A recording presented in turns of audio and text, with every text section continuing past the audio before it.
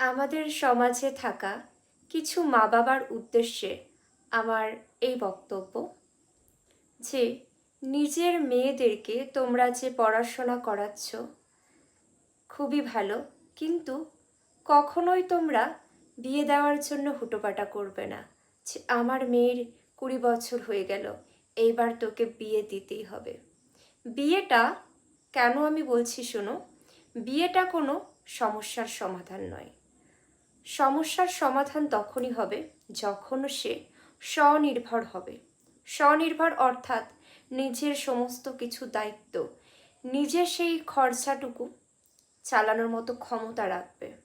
আমি তো মনে করি এটাই।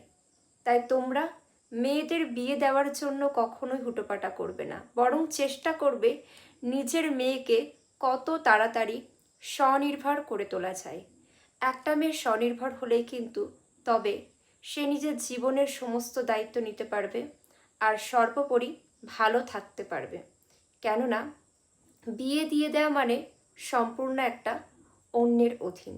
সেক্ষেত্রে এইদিকে দেখা যাবে স্বামী রোজগার করছে, সেই মেয়েটি শিক্ষিত হয়েছে, সে কিন্তু কোনো রকমের উপার্জন করছে না, তার সমস্ত টাকা পয়সা দরকারি তার কাছ থেকেই চাইতে হবে। আর তুমি যদি না রোজগার করো, সে সর্বদা কিন্তু তোমাকে তার সমস্ত টাকা বা সমস্ত কিছু সবাই দেয় না।